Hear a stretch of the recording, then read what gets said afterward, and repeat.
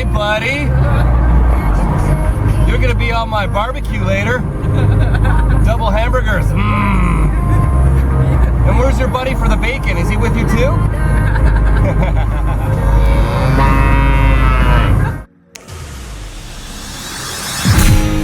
Keep on rocking in the free world.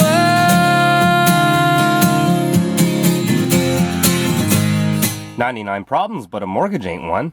All right, I'm here at Rona, picking up a hole saw. Very hard to track down size hole saw. None of the other big chains like Home Depot and Lowe's had it, so good old Rona had it for me, and it is a 4 3/4 inch hole saw that will cut through metal because I have to move the speakers at the back for installation of a couple of new lights you guys are going to see soon. So in order to move the speakers back should not be a problem, except that on the passenger side of the vehicle, the roof up there under the awning is actually metal, not fiberglass.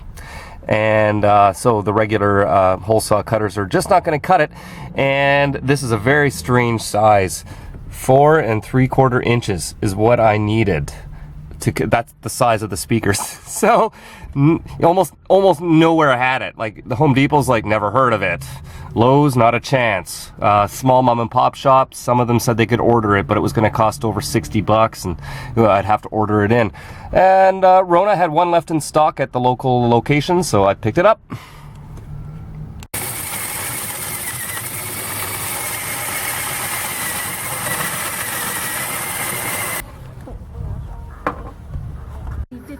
Off a 1-month limitless pass. Whoever floats the most will win another month free. Rest.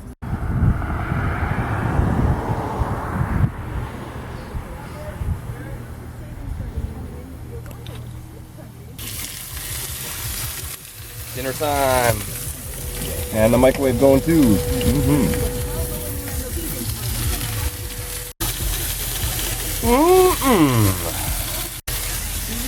I don't feel like McDonald's drive-thru today.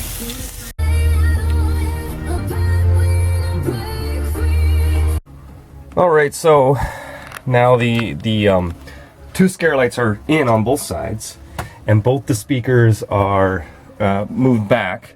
So instead of being like I originally had the speakers, they were centered according to the bumpers, and then I went across 4.5 feet from the bumper, went straight up, and there was the speaker. 4.5 feet from that bumper, straight up, and there was that speaker. And I have OCD, as you all know, and everything has to be straight. So now they are centered from the roof line. So the speakers, you know, from there to the speaker is the exact same distance at the back, from the back to the speaker. So it's completely centered, and it actually turns out to be exactly on either side of the awning. The exact same dimensions, so it's perfectly centered now. To get that one hole cut, I had to go and buy that particular saw size. So as you know, as most of you know anyways, I don't spare any expense when I want to get something done. I never cut corners and do it the right way. Even though I could have maybe left the speaker there or moved it somewhere else, because that one area back there had the metal behind the roof. We had to get that proper cutter. We couldn't just use a regular hole saw. So I had to buy that piece just to cut that one hole. The other side was okay because it's just fiberglass. So there's the price of that just to make that one hole down. And also another thing I'm going to do is I'm going to put a door over the AC. I was thinking about this when we redid that for the winter. So it'll be like another cabinet door covering the AC, probably a mirror. I was going to use the same mirror as this that I have here because it matches everything in here, the European cabinetry, and you know, it's just a perfect match. Now this one, funny enough, came off a medicine cabinet that I bought at Lowe's. I paid $49, I believe it is, for the medicine cabinet with the wood frame mirror, and I only wanted the mirror. So I didn't even use the medicine cabinet. I just took it off and put it on the wall. So now I want to put something on the back over the AC, but I have to have things exactly matching. I don't cut corners. So I went down to Home Depot and got the exact same mirror. And there it is on my floor. And I'm going to take, it's a medicine cabinet as well. And I'm going to take it apart just so I can have the mirror on there. It'll be on hinges with a handle to match everything else as well. So you see guys, as I say, I never cut corners, and even though it's going to cost a few extra bucks, I'm getting it done right, and there aren't mismatched parts everywhere. Everything is dimensionally perfect and everything matches, and that's really my philosophy when building the entire vehicle. And you see the metal starts about here to the back, so that was solid metal we had to cut through. And so the scare lights though, so the scare lights on each side. In most RVs, the scare lights are usually somewhere around the back, usually above the bedroom windows, and they are usually wired to switches inside, usually directly behind them. So the purpose is when you hear a noise outside, whether it be an animal or a human, you can flick on the light, and you got a floodlight, and you can scare them away. That's why they call them scare lights.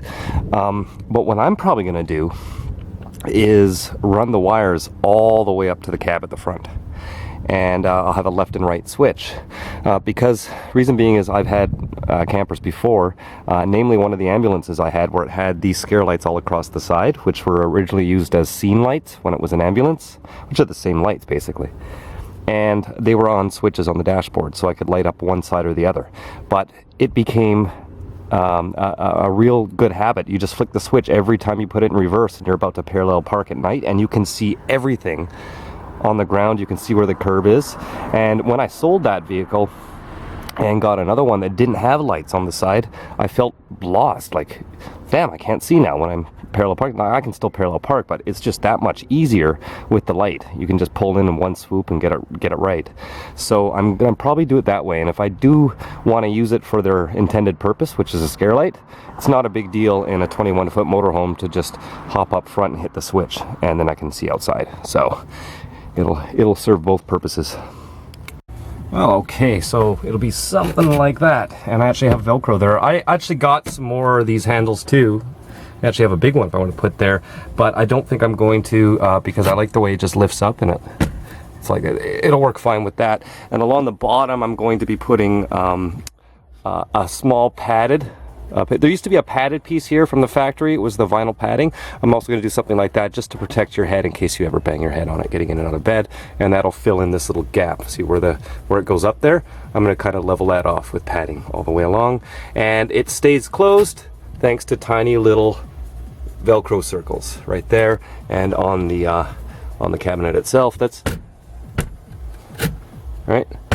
That's all you need. It's not going to move when you're driving. You can always use magnets and other things too, but this should be fine.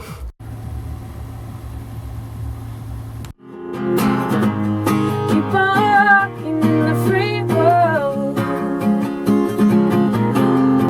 Pick up your Keep on Rockin' in the Free World sticker now, or choose from some of the others over on my site at justincredible.net. Keep on